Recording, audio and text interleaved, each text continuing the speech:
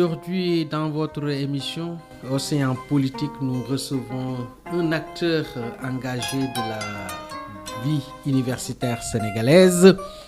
Notre invité est Cheikh Diouf, président du CCAE FASEC, à la faculté des sciences économiques et de gestion, mais aussi délégué et membre actif du collectif étudiant au cœur des mobilisations et des réflexions sur l'avenir de l'enseignement supérieur. Il viendra nous éclairer sur les causes de la crise universitaire, les conditions de vie des étudiants et les solutions possibles pour sortir de cette situation. Un échange franc et direct pour mieux comprendre les réalités du monde universitaire aujourd'hui.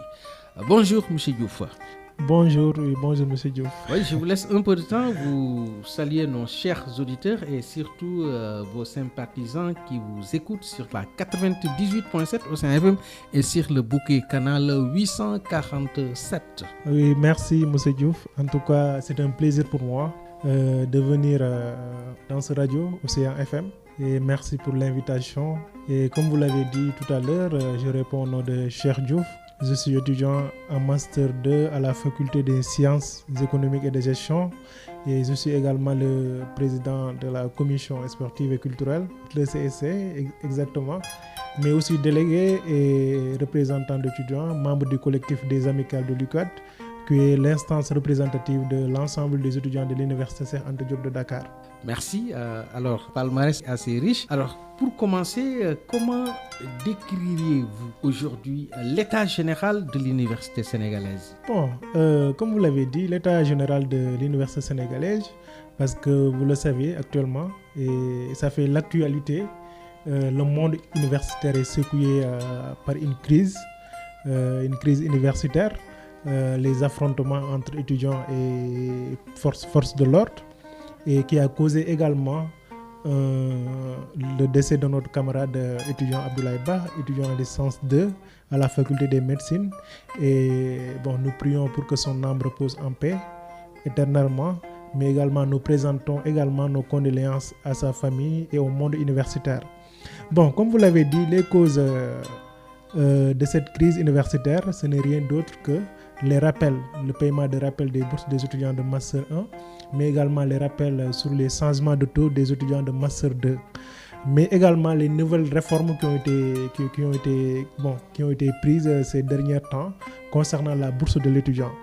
Ce sont les principales causes de cette crise universitaire. Est-ce une crise conjoncturelle ou structurelle? Bon, c'est une crise conjoncturelle, je dirais quoi. Mais également, on peut dire une crise structurelle, les deux à la fois.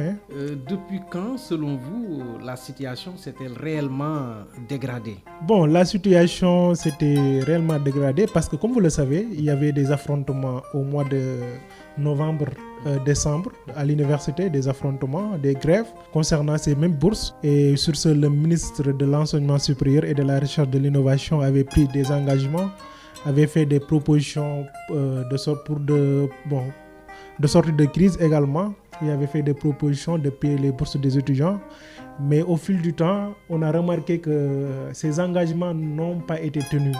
Ce qui a fait que vous avez noté les affrontements ces temps-ci. Alors, y a-t-il un événement déclencheur précis? Effectivement, l'événement déclencheur précis est que vous savez que, comme ils l'ont dit, il a été convoqué des ateliers d'échange avec les représentants d'étudiants dans les différentes universités du Sénégal, notamment de l'Université Cheikh Anta Diop de Dakar que nous sommes en tant que représentants. Lors de ces ateliers d'échange, l'objectif était de discuter sur les réformes de la bourse. Mais, à notre très grande surprise, en allant en salle d'échange, nous avons remarqué que ces mêmes réformes ont été mises en vigueur, ce qui a poussé le collectif des amicales de l'ICAD de quitter cette salle d'échange, disant que c'était irrespectueux de la part des autorités prendre des réformes et venir appliquer ces réformes sans le consentement des étudiants. Quel est aujourd'hui le principal sujet d'inquiétude des étudiants? Bon, comme vous l'avez dit, le principal sujet d'inquiétude des étudiants est qu'à présent, bon, nous sommes ouverts aux négociations, mais nous voyons que les autorités ne sont pas prêts pour négocier, ne sont pas prêts pour dialoguer, mais ils sont prêts pour imposer. C'est ça notre inquiétude, parce que nous, en tant qu'étudiants et en tant que représentants étudiants, tout ce que nous voulons est que des solutions idoines soient prises, qu'il y ait des solutions pour que les étudiants reprennent normalement leurs cours, parce que c'est notre avenir qui est en jeu. Parce que nous sommes là à l'université, nous ne sommes pas là pour seulement faire des grèves ou bien de réclamer des bourses, mais nous sommes là pour étudier, avoir nos diplômes, mais également être dans le milieu professionnel et de participer au développement du pays. Est-ce le même dans toutes les universités? Bon, effectivement, c'est le même dans toutes les universités, parce que le problème des bourses que nous réclamons à l'université Cheikh Anta Diop de Dakar, c'est ce même problème qu'on réclame à l'UGB, c'est ce même problème qu'on réclame également dans les autres universités. Donc c'est le même problème. Alors, en tant qu'étudiant, comment vivez-vous cette situation au quotidien? Au quotidien, parce que vous savez que, comme moi j'ai l'habitude de le dire, la bourse pour un étudiant, c'est la vie. Parce qu'il y a des étudiants qui quittent dans des zones reculées, et alors que leurs parents n'ont pas de moyens nécessaires pour les accompagner à l'université. Donc cet étudiant, s'il vient à l'université et alors que l'État lui doit de la bourse et ne lui donne pas sa bourse, mais ça va être compliqué de poursuivre ses études. Parce que, bon, comme vous le savez, tous les étudiants ne sont pas dans cette même situation, parce qu'il y a des étudiants où leurs parents peut-être peuvent les accompagner, peuvent les aider, mais si je prends l'exemple comme moi, mais moi je prenais ma bourse et de l'envoyer au village. Mes 40 000 que j'avais, parfois je prenais 10 000 francs, 15 000 pour l'envoyer au village. Mais si on me prive de cette bourse, mais comment je vais faire? Alors, peut-on parler d'un climat de tension permanent à l'université ou bien dans les universités? Bon, le climat de tension permanent dans les universités, bon, oui, parce que les étudiants, parce que comme souvent on a l'habitude de le dire, le problème de la bourse, c'est un problème qui fait que tous les étudiants se mobilisent pour se battre, parce que les étudiants n'ont que leur bourse. S'il s'agit d'autres problèmes politiques, ainsi de suite, bon, peut-être tous les étudiants ne seront pas mobilisés. Mais lors de ces affrontements, bon, dans les réseaux sociaux partout, vous voyez des étudiants, mais ils réclament la même chose. Il faut qu'on paye les étudiants leur bourse. Donc là, c'est pas une affaire politique, mais c'est une affaire d'étudiants, c'est une affaire de réclamer de réclamer nos droits. Parce que j'en venais, quelles sont les causes fondamentales de la crise universitaire actuelle? Et la responsabilité est-elle surtout politique ou administrative? La responsabilité est-elle politique, mais également est-elle administrative? Avant de venir à la responsabilité politique, je commencerai par la responsabilité administrative. Parce que comme vous le savez, dans les universités du Sénégal, avec tous les événements qui sont passés là, de 2021 à 2024, mais il y a beaucoup d'événements qui sont passés dans les universités. Des retards. Il y a le retard des années universitaires, il y a également le chevauchement des années universitaires. Ce qui fait que cette responsabilité est administrative parfois, on peut le dire. Parce qu'il y a des problèmes de retard d'inscription des étudiants, ainsi de suite, ce qui cause parfois le retard de paiement des bourses, ou bien ce qui fait que l'étudiant, on lui doit beaucoup d'argent. Et la responsabilité politique, ce n'est rien d'autre que l'État prend ses engagements et de payer ses étudiants, et également que l'État essaie de négocier, de discuter avec les étudiants. Parce que les étudiants, ce sont l'avenir du pays. Les étudiants, ce sont les futurs dirigeants de demain. Donc on doit les écouter, même si, parce que nous, comme on a l'habitude de le dire, nous on ne dit pas qu'il n'y a pas de réforme, qu'il n'y aurait pas de réforme. Mais on dit qu'avant qu'il y ait réforme, il faut qu'on paye les étudiants, les rappels qu'on doit les payer. C'est ça le problème. Okay. La crise est-elle principalement budgétaire, sociale ou pédagogique? Peut-on hiérarchiser ces facteurs-là, selon vous? Bon, oui, effectivement, parce que vous savez que si l'État n'a pas d'argent, n'a pas de budget, il ne pourra pas payer les étudiants. Donc la crise est budgétaire, mais également sociale que pédagogique. Parce que si on paye les étudiants leur bourse, mais ils vont régler des problèmes sociaux. Et alors qu'à l'université, on a souvent l'habitude de le dire, que le social et la pédagogique vont ensemble. Donc c'est ça, donc cette crise est budgétaire. Donc il y a un link entre les trois. Oui, il y a un link avec les trois, parce que pédagogique, si on a la bourse exemple, parce que la bourse c'est une affaire sociale, si on a la bourse par exemple, mais on peut acheter des documents, on peut acheter de la connexion, on peut acheter des fascicules, acheter des livres, etc. Okay. Donc c'est lié à la pédagogie. Mais avec la bourse également, on peut acheter des tickets de restaurant. Là aussi c'est social, même que la bourse c'est social. Mais tout ça c'est lié à une crise budgétaire que l'État doit payer à travers son budget pour que les étudiants puissent régler certains problèmes. Effectivement. Alors, le système universitaire est-il adapté à l'augmentation du nombre d'étudiants? Je dirais non. À partir de quand le système a-t-il été dépassé surtout?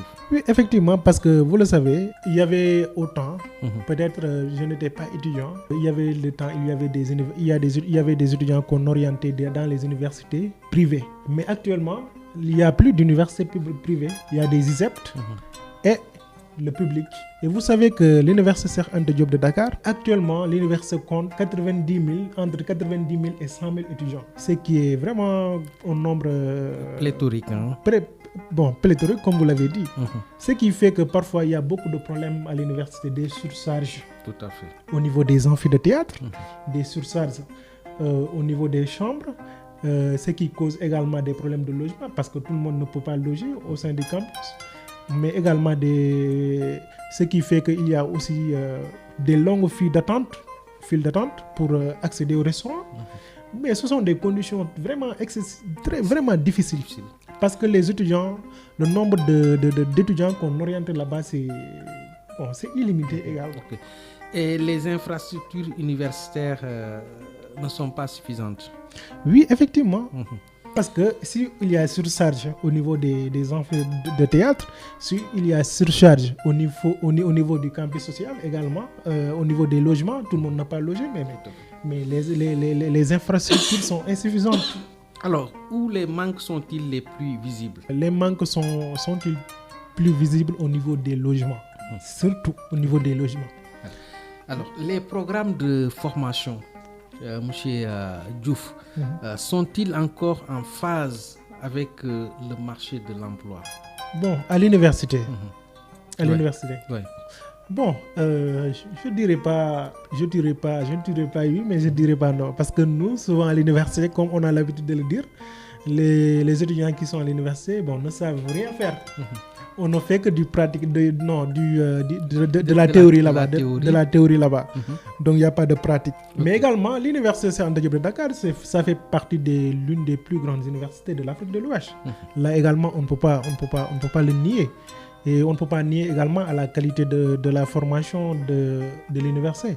Parce que la majeure partie des professeurs qui sont là-bas, ou bien les très grands professeurs qui sont à l'université Cheikh Anta Diop de Dakar, mais ce sont les mêmes profs qui vont dans les écoles de formation. Tout à fait. Donc il n'y a pas de grande différence.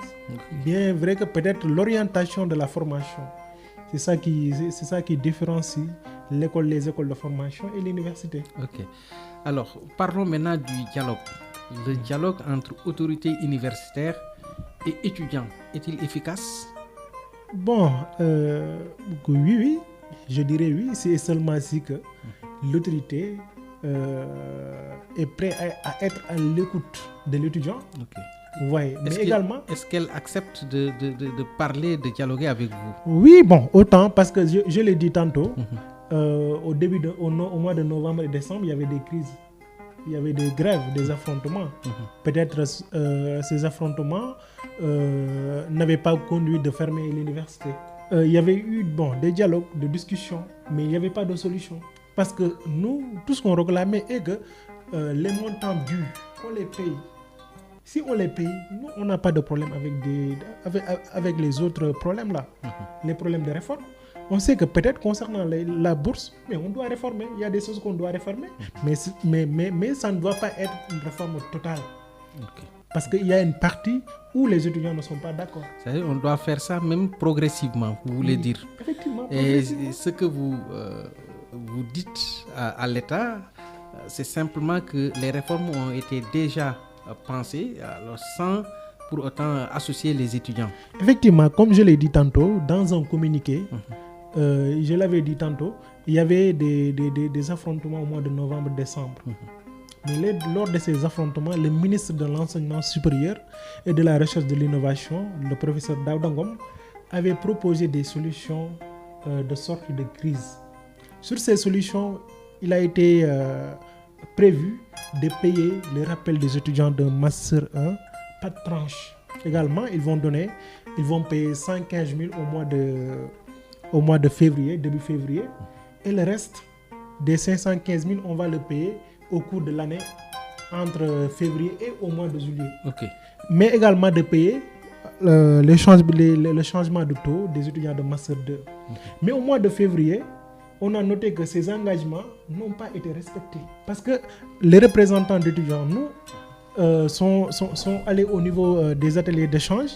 Mais là, on a remarqué que les réformes là, ces réformes de suppression des rappels, ainsi de suite, mais ont été déjà appliquées, ont été déjà mises en vigueur. Ce qui a causé, récemment, ces affrontements à l'université. Alors, les syndicats des étudiants jouent-ils pleinement leur rôle? Oui, effectivement, parce que moi-même, j'en fais partie des syndicats des étudiants. Donc, parce que nous, en tant que représentants étudiants, on nous a élus légalement et légitimement par les étudiants. Okay. Donc, nous, notre responsabilité aujourd'hui est de défendre les intérêts des étudiants et d'être auprès de nos camarades étudiants, de les écouter. Mais tout ce que les représentants d'étudiants font, ou bien tout ce que le collectif fait, exemple, mais on ne le fait pas pour nos propres intérêts.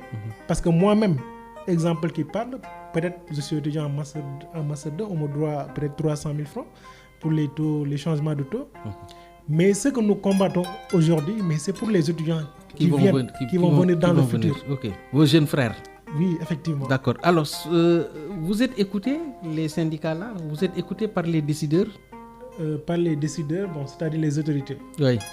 Oui, parce que parfois il y a des rencontres entre le collectif. Mais est-ce que vos propositions sont prises en compte? Non, ne sont pas prises en compte, raison pour laquelle il y a eu ces affrontements. Okay. Parce que, comme vous l'avez dit, après les événements qui sont récemment passés à l'université, et lors de la conférence de presse du gouvernement, le ministre de l'Enseignement supérieur a dit qu'il n'a pas d'arriéré à payer aux étudiants. C'est-à-dire qu'il n'a pas de dû aux étudiants, qu'il ne doit rien aux étudiants. Et alors que moi, franchement... La réalité est tout autre. Okay. Comme vous le savez. Parce qu'il avait pris l'engagement dans un communiqué du ministère de l'Enseignement supérieur le 8 septembre. Si vous allez au niveau de la page du ministère, vous le voyez certainement, tout était là-bas. De payer le mois de février, ainsi de faire ça. Mais moi, je ne sais pas pourquoi les choses ont changé comme ça. Donc, il a fait marche arrière, si vous voulez dire. Effectivement. Ok. Alors, quelles sont aujourd'hui les principales revendications des étudiants? Quelles sont les plus urgentes surtout? Les plus urgentes, comme nous l'avons dit, ce sont les bourses, les rappels des étudiants de Master 1, mais également les changements de taux qu'on doit payer. Est-ce que ces revendications ont-elles évolué ces dernières années? Ces dernières années, il y a une évolution? Oui, il y avait une évolution, mais cette année-ci, ces revendications... Vous rencontrez moins de difficultés pour obtenir ce que vous revendiquez? Oui, effectivement, ces dernières années, les revendications sont très difficiles. Parce que vous savez qu'avant le professeur Daoudongom, il y avait Abdourahmane Diouf qui était là. Et au temps d'Abdourahmane Diouf, il y avait également des grèves pour ces mêmes étudiants, de paiement de 515 000 francs pour les étudiants de Master 1. Mais au fil du temps, le ministre et le gouvernement avaient réglé ça, avaient payé les étudiants et ces tensions sont terminées. Mais également cette année, ils ont refusé catégoriquement de le faire. Je vous pose une question qui me tient à cœur. Les étudiants réclament-ils plus de moyens ou une réforme du système? Les étudiants réclament-ils leur bourse ou bien les réformes? Oui. Ce sont les deux à la fois, mais je peux dire que les étudiants réclament-ils plus que les bourses que les réformes actuellement. Parce que vous voyez qu'au niveau au Master 2, exemple, l'étudiant doit s'inscrire avec 50 000 francs en Master 1. Ok. Mais si l'étudiant doit s'inscrire alors qu'il n'a pas de bourse, exemple, ou bien on ne l'a pas payé sa bourse, mais qu'est-ce qu'il doit faire s'il n'y a pas de parents qui peut l'aider? Ou bien si aller travailler ou bien faire quelque chose, mais il doit emprunter. Après la bourse, Il paye, ok. Mais si il dégage 50 000 et emprunte exemple 50 000 francs pour s'inscrire et alors qu'on ne l'a pas payé sa bourse, mais comment il va faire? Ça pose problème. Ça pose problème. Tout à fait. Alors, existe-t-il des divergences entre organisations étudiantes? Étudiantes. Non, entre organisations étudiantes, entre vos organisations, parce que vous avez plusieurs plusieurs organisations, des amicales par-ci, par-là. Voilà. Est-ce que vous tirez sur la même longueur d'onde ou bien il y a des divergences? Je dis non, il n'y a pas de divergence entre organisations étudiantes. Ok, vous vous entendez très bien. Très bien, parce que vous savez que ce collectif-là, le collectif des étudiants de l'ICAD que vous entendez, c'est un collectif qui regroupe l'ensemble des amicales de l'université. Parce qu'au niveau de la FAGEC, la faculté des sciences économiques et des gestion de notre faculté, il y a une amicale qui est là-bas. Au niveau de la faculté des lettres et sciences humaines, il y a une amicale qui est là-bas. Au niveau de la faculté des sciences juridiques et politiques, mais il y a une amicale. Au niveau de la faculté de médecine, il y a une amicale qui est là-bas. Mais ce sont toutes ces amicales qui forment le collectif des amicales de l'UQAD. Ce qui veut dire que, mais il y a une entente entre nous. Donc les étudiants se sentent suffisamment représentés? Oui, avec le collectif. Avec le collectif, ok. Comment améliorer leur participation aux décisions? Leur participation aux décisions, les étudiants? Non. Les décisions que les autorités prennent, pardon. Les décisions que les autorités prennent pour vous imposer leur loi. Est-ce que, alors, comment vous devez faire pour améliorer votre participation à ce niveau-là? Au niveau des autorités. Au niveau des autorités. Pour mieux discuter avec eux. Avec elles, pardon.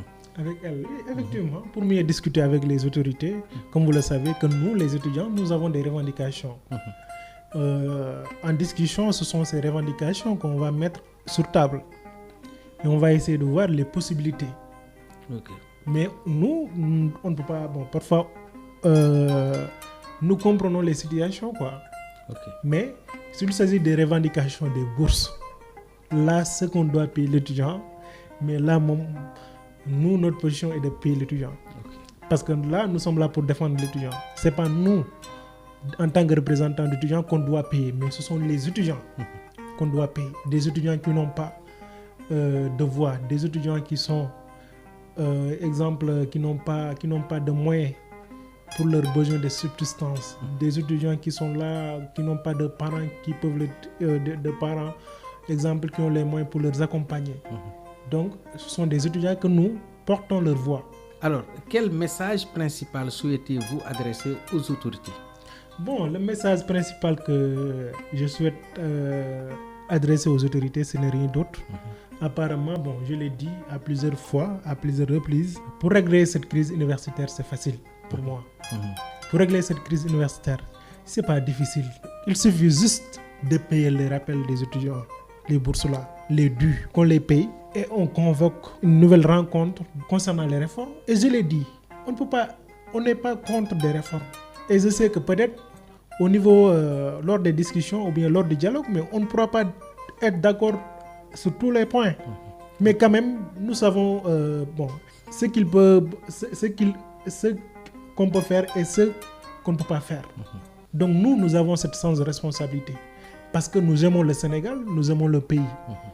Donc nous ne voulons pas être là, de faire des grèves au sein du campus social, se battre avec les policiers, parce que les forces de défense et de sécurité, mais ce sont nos grands frères. Tout à fait. Les forces de défense et de sécurité, ce sont nos amis, parce qu'il y a certaines de ces forces de défense et de sécurité où on partageait les mêmes classes, troisième, seconde, ou bien premier exemple, ou bien, bon, il y a d'autres choses qui nous lient, quoi. On peut même être des parents. Effectivement. Alors, les retards de bourse, quel impact concret sur la vie des étudiants? Parce que si je vous pose cette question, certains étudiants abandonnent leurs études à cause de cela. Effectivement, bon, les impacts du retard de la bourse sur la vie de l'étudiant, vous l'avez dit tantôt, la bourse, c'est une vie pour l'étudiant. Donc, lui priver sa bourse, c'est-à-dire on lui prive une vie. Parce qu'à travers cette bourse-là, l'étudiant achète des tickets de restaurant. L'étudiant achète des documents, des fascicules pour apprendre. À travers cette bourse-là, l'étudiant accède de la connexion pour se connecter, pour faire des recherches. À travers cette bourse-là, l'étudiant accède, tout ce dont il a besoin. Tout ce dont il a besoin. Savon, fait. exemple, pour faire le linge. Le linge, tout à fait. Mais si on lui prive tout cela, on lui coupe la vie, comme vous venez de le dire. Effectivement. Alors, le logement universitaire est-il suffisant et accessible? Le logement universitaire est insuffisant. Ok. Bon, accessible, peut-être accessible à travers les amicales. Et le ministre l'a dit à l'Assemblée nationale. Et il est impossible de donner des étudiants qui gèrent le logement. Mais des logements gérés par l'étudiant est beaucoup plus bénéfique pour les étudiants que le logement géré par les autorités. Parce que moi, exemple, j'ai des amis, il y a des étudiants qui m'appellent, exemple, à l'université pour me demander de logement. Mais moi, je sais que ce sont des camarades. S'il y a une place où je peux les mettre, mais je vais le faire. Contrairement à l'autorité, il y a des démarches à faire. Des démarches administratives. Des démarches administratives. Est-ce que l'étudiant pourra respecter toutes ces démarches administratives pour loger, avoir un logement? Mais s'il s'agit, nous, des représentants étudiants, mais si on nous sollicite, on doit loger les étudiants parce que le logement, c'est pour les étudiants. Vous intervenez socialement, quoi. Effectivement. Tout à fait. Et le ministre l'a dit, mais bon, je sais que peut-être ils ne sont pas bien renseignés. Ils ne sont pas bien renseignés, mais le logement que les étudiants gèrent est beaucoup plus bénéfique pour les étudiants que le logement que les autorités gèrent. Parce que l'étudiant, au moins, il est solidaire. Nous sommes très solidaires. La solidarité des étudiants. Entre vous. Oui, entre nous. Tout à fait. Donc moi, je ne peux pas avoir beaucoup de logements, je ne peux pas avoir des places et mes camarades ou bien mes frères ou bien mes sœurs me sollicitent pour des logements. Mais des fois, vous surchargez les chambres. Hein? Mais des chambres qui devaient contenir 2 à 3 étudiants, vous en faites 10. Alors là, ça devient autre chose. Les causes de ces surcharges, ce n'est rien d'autre que le surpeuplement de l'université. Parce qu'on veut coûte que coûte orienter tout le monde là-bas. Mais forcément, il y aura surcharge. Parce que moi, je ne peux pas avoir un frère ou bien un ami qui a son frère qui vient à l'université. Il n'a pas là où loger. Et moi, j'ai une place là où le mettre, mais je vais essayer de le faire. Parce qu'il y a des étudiants qui n'ont pas de famille résidente à Dakar, qui n'ont pas de famille d'accueil à Dakar. Mais si tu es étudiant, tu n'as pas de famille d'accueil à Dakar. Et alors que tu n'as pas quelqu'un qui peut te trouver un logement à l'université, mais qu'est-ce que tu dois faire? Soit tu abandonnes, ou bien soit tu essaies d'amener un mal là, avoir un coin à l'UQAD là où se coucher, mais le faire parce qu'on n'a pas le choix. Ok. Alors, la restauration universitaire répond-elle aux besoins? Bon, je dis oui parce que ces dernières années. Qualité ou quantité, quel est le principal problème?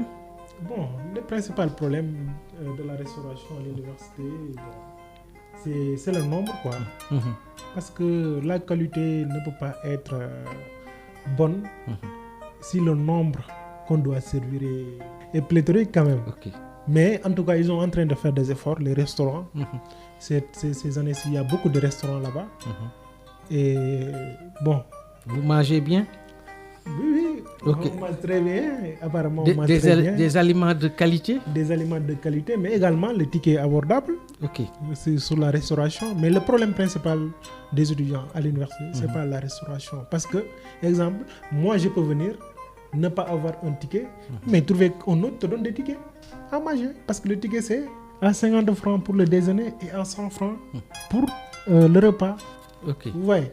Donc là, c'est pas difficile, mais le problème principal des étudiants, c'est le logement. Alors, je rappelle à nos chers auditeurs que nous recevons M. Cheikh Diouf, qui fait partie de l'amicale des étudiants de la faculté des sciences et de économie et de gestion. Merci, cher. Alors, on va parler de solutions et perspectives. Quelle solution urgente proposez-vous pour sortir de la crise? Pour moi, la solution est aussi simple et d'essayer d'écouter les étudiants, de ne pas avoir Par quoi faut-il commencer réellement? Pourquoi? Mais c'est facile. C'est de discuter avec les représentants d'étudiants. Mais vous êtes compliqué, hein, cher? Nous sommes compliqués, les étudiants. Non. Pour moi, non. Vous n'êtes pas compliqué? Pour moi, non. Parce que vous exigez, alors qu'en négociation, on n'exige pas. Effectivement. Okay. Effectivement, mais nous, ce qu'on exige, mais c'est nos droits. le droit, ou bien un droit, on doit l'exiger. Qu'on te donne ce que tu réclames. Okay. Mais s'il s'agit également de discuter, mais là, on ne va pas exiger. De discuter sur des solutions, sur les réformes, on ne va pas exiger. Mais ce sont des rappels les dus qu'on doit donner les étudiants. Mais là, on ne peut que faire exiger. C'est pour cela qu'on exige. Mais les étudiants ne sont pas compliqués, les représentants d'étudiants ne sont pas compliqués. Et les représentants d'étudiants, ce qu'ils réclament, ce que les 100 000 étudiants ou bien les 90 000 étudiants de l'université réclament. C'est ça que les représentants d'étudiants réclament. Vous n'êtes pas radical, vous voulez dire? Non, mais... Nous, des fois, on voit que dans vos déclarations, vous êtes trop exigeant et trop radical également. Mais si on réclame son droit, c'est qu'on lui doit. Mais on doit exiger. Mais vous savez que la situation économique est tellement difficile. Très bien, parce que est-ce que vous ne tenez pas en compte ces paramètres-là? Effectivement, parce que moi-même, parfois je fais des interventions sur ça, la situation économique et financière du pays. Parce que moi, je suis un financier, quoi. Je suis un étudiant chercheur. Tout à fait. Vous voyez. Donc là, c'est un sujet qui m'intéresse beaucoup. Et même parfois, on m'invite parfois à des sites, à des télévisions où on discute sur ça. Parce que ça nous intéresse. Tout à fait. Parce que nous sommes des patriotes et nous sommes des étudiants, des jeunes qui aiment ce pays. Parce que nous, on n'a rien d'autre que le Sénégal. Donc là, c'est la situation du pays nous intéresse. Mais il faut également, si on demande les gens de faire des sacrifices, mais toi également, il faut essayer de discuter, de négocier, au lieu d'imposer. Parce que nous savons que la situation actuelle du pays est compliquée. La situation économique, les finances sont compliquées. La dette, tout cela, moi j'en ai conscience parce que je suis financier. Alors, parlons du numérique. Le numérique peut-il être une solution partielle pour régler certains problèmes, surtout l'encombrement, le nombre pléthorique de ces étudiants-là? Le numérique, oui, effectivement, parce que vous le voyez. Parce que l'enseignement à distance a déjà commencé avec l'université numérique. Oui, effectivement. Mais l'enseignement à distance, avec le nombre pléthorique qu'on oriente à l'université, on ne peut pas faire l'enseignement à distance. C'est impossible. Parce que nous, les étudiants master 2, mais la majorité de nos cours, on le fait en ligne. Parce que là, nous, on est conscient de ce qui nous attend demain. Et nous voulons terminer. On se sacrifie. Parce qu'en master 2 là, mais tu connais toutes les réalités de l'université. Tu peux se débrouiller. Mais l'étudiant qui vient d'arriver, l'étudiant en première année, l'étudiant en deuxième année, en troisième année, ne peuvent pas faire certains sacrifices. C'est impossible. Exemple, si nous prenons à la FASEG, mais la licence 1, c'est de 4000 étudiants. 4000 étudiants, exemple. Nous, on était, à notre époque, on était 4000 et quelques. Okay. Chaque année, c'est apparemment 4000, 3000 dans les amphis de théâtre. Mais c'est beaucoup. C'est énorme. Dans les autres facultés, la faculté de lettres, faculté de droit, mais on oriente là-bas d'énormes étudiants, des milliers et milliers d'étudiants. Mais est-ce qu'avec tous ces étudiants, ce nombre-là, on peut faire des cours en ligne, des cours à distance? C'est impossible. Est-ce qu'avec tout ce nombre, on peut donner des machines d'ordinateur? Mais c'est impossible. C'est impossible. Mais il y a la mesure du possible. Donc il faut qu'on essaie de discuter avec les acteurs, nous, tout ce qui nous intéresse en tant qu'étudiants, et que l'enseignement supérieur fonctionne très bien, qu'il n'y ait pas de grève, qu'il n'y ait pas d'affrontement, qu'il n'y ait pas de retard. Ce qui nous préoccupe le plus, nous, en tant que représentants d'étudiants. Et je sais que le ministre ou bien les autres directions du ministère, leur souhait est qu'on essaie de faire de telle sorte qu'il n'y aurait plus de retard à l'université. Mais nous, également, c'est notre préoccupation. Parce que si on est en retard, mais c'est les conséquences. Vous payez les conséquences. C'est nous qui allons suivre les conséquences. Tout à fait. Donc, ce que je veux dire là-bas, est que nous sommes là pour étudier, nous sommes là pour avoir des diplômes, participer au développement du pays. Nous sommes là, comme l'a dit Cheikh Anta Diop, armez-vous de science, formez-vous, armez-vous de science jusqu'aux dents et arrachez-vous de votre patrimoine culturel tout ce qui peut développer l'Afrique. Okay. Donc nous sommes là pour ça. Alors, Monsieur Diouf, attaquons la dernière partie de cette émission, vision d'avenir et conclusion. Alors, si rien ne change, que risque l'université sénégalaise? Ça va être compliqué. Ça va être très compliqué. Et nous-mêmes, on ne souhaite pas arriver à ce niveau-là parce qu'il y a nos frères qui sont là, qui sont l'avenir du Sénégal de demain. Donc, on ne souhaite pas que cette jeunesse qui est l'avenir de demain, qu'on les sacrifie. On souhaite voir le Sénégal dépasser ce niveau. Oui, ça perdure. Hein? D'ici les années à venir. Tout à fait. Nous voulons qu'il y ait de développement dans ce pays. Nous voulons qu'il y ait également de changements, de tout ce qu'il faut changer pour que le pays marche. Mais nous voulons qu'on le fasse. Mais tout ça peut être en négociant avec les citoyens, en discutant avec eux. Une autorité doit prendre ses responsabilités, doit prendre des décisions. Mais en tenant compte de ses citoyens, en tenant compte de sa jeunesse, mais également en les écoutant. Ok. Alors, quel modèle d'université souhaitez-vous pour le Sénégal? En tout cas, nous, en tant que représentants étudiants, tout ce qu'on souhaitait, qu'il y aurait plus d'affrontements à l'université, qu'il y aurait plus de meurtres à l'université, qu'il y aurait plus de bavures policières à l'université. Nous, ce qu'on souhaite est que l'université est un espace de dialogue, de paix et d'apprentissage pour également booster encore l'université. Que l'université Cheikh Anta Diop du Sénégal devient l'une des plus grandes universités du monde. C'est ça que nous souhaitons.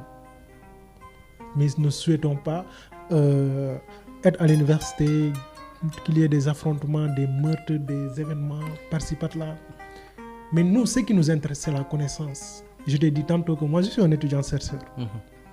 Ce qui nous intéresse est le développement des pays. Ce qui nous intéresse est d'apporter des solutions sur les problèmes de notre pays. Parce que dans ce pays, il y a beaucoup de problèmes. Ok. Alors, quel pays pourrait inspirer ce modèle? C'est-à-dire ce modèle d'université où il n'y a aucun problème. Vous choisirez quel pays? Je choisirais comme pays, mais en tout cas, ces affrontements-là, depuis moi que je suis jeune, moi je n'ai jamais entendu à l'extérieur, dans le reste du monde, je dirais. Surtout dans les pays européens. Dans les pays européens, on dit que les étudiants sont en affrontement avec les policiers. Il y a un étudiant qui est mort là-bas. Moi, je ne l'ai jamais entendu. Okay. Peut-être qu'il y est. Je ne le nie pas. Mais je ne l'ai jamais entendu. Mes frères qui ont... Ou bien c'est rare. Ok. Parce que l'université, c'est l'institution qui forme les futurs cadres de demain. C'est l'institution qui forme les futurs policiers professionnels du pays. Parce que moi, j'étais là-bas avec mes camarades qui ont réussi le concours de NOA, gendarmerie, ainsi de suite. Et alors que là, ce sont des intellectuels. Donc, on ne doit pas prendre l'université, le faire comme un camp. Alors, c'est déplorable. M. Diouf, quel message adressez-vous aux étudiants qui perdent espoir? Oui, parce qu'il y a des étudiants qui perdent espoir si la crise persiste et perdure. Effectivement, parce que moi-même, exemple, il y en a beaucoup d'étudiants, exemple, qui m'envoient des messages. Moi, actuellement, je n'ai plus confiance en l'université parce qu'il y a des affrontements, il y a des meurtres, il y a des problèmes ici, il y a des problèmes par là. Est-ce que je ne dois pas abandonner, faire autre chose? Mais nous, parce que nous, exemple... Alors, quel message adressez-vous à ces étudiants-là? Moi, j'ai l'habitude de leur dire que l'université, c'est notre université. Il ne faut jamais perdre d'espoir. Il ne faut jamais perdre d'espoir. Vous êtes l'avenir de ce pays. Effectivement. Tout à fait. On compte sur vous. Effectivement, c'est pas parce que les choses sont difficiles, sont compliquées que vous allez abandonner. Non. Il faut se battre. Il faut se battre dans la vie.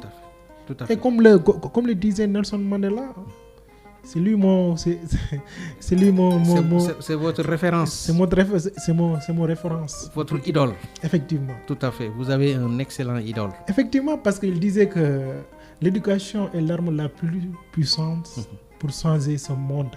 Mais également, je le dirais ici, l'université est l'institution de référence pour le développement de ce pays. Parce qu'à l'université, mais il y a des intellectuels qui sont là-bas. Il y a des très bons produits qui sortent à l'université. Donc leur enseignement ou bien leur éducation, mais c'est privé également le Sénégal, son développement. Tout à fait. Comment, M. Diouf, maintenir la mobilisation sans violence? Bon, comme je l'ai dit, il faut qu'il y ait de dialogue. C'est difficile de maintenir la mobilisation sans violence. Effectivement, c'est très difficile parce que nous sommes les étudiants, ce sont des gens très responsables. Mais si on privilège toujours, comme je l'ai dit tantôt, nous voulons que l'université soit un espace de dialogue, de paix et d'apprentissage. Mais si on privilège toujours le dialogue, mais il n'y aura plus ces situations. Et qu'on respecte les engagements aussi. Mais on ne peut pas venir discuter avec des étudiants, des enfants comme par exemple, parce que les étudiants, on dirait que ce sont leurs frères ou bien leurs enfants. Discuter et prendre des engagements et ne pas respecter ces engagements, mais c'est compliqué. En une phrase, quelle est la priorité absolue pour sauver l'université sénégalaise? La priorité absolue pour sauver l'université, ce n'est rien d'autre. Qui doit agir en premier? Mais c'est l'État. C'est l'État. Bien vrai que l'État a ses démembrements. Il y a le ministre qui est notre autorité, nous. Ok. Il y a le recteur. Il y a le recteur qui est notre autorité à l'université. Ok. Notre plus grande autorité, c'est le ministre. Après le ministre, il y a le premier ministre. Après le premier ministre, il y a le président de la République. Ils ne doivent pas, en tout cas, elles ne doivent pas laisser ces autorités. Doivent également prendre des responsabilités pour que la paix retourne à l'université. Parce que je l'ai dit tantôt, il y a 2 de nos camarades étudiants qui ont été détenus. Qui ont été arrêtés aujourd'hui. Jusqu'à présent. Aujourd'hui. On les a arrêtés aujourd'hui. Okay. Donc, pour quelle raison? De manifestation ou bien qu'est-ce qu'il y a? C'était à propos des manifestations, ce qui s'est passé à l'université. Ok. C'est la poursuite qui... Oui, effectivement, c'est la poursuite. Ok. Et l'étudiant, sa place n'est pas à la prison. Mais également, les étudiants que je connais qui sont très responsables, ils ne peuvent pas se permettre de faire du n'importe quoi. Parce que nous, notre objectif est de réussir et de sortir à l'université et de faire autre chose. Mais ce n'est pas de rester à l'université. Et de développer votre pays. Ah. Alors, merci M. Diouf. Votre dernier mot? Bon, mon dernier mot est que... Bon, je remercie également tout le monde. Je remercie tous les auditeurs et également mes camarades étudiants parce que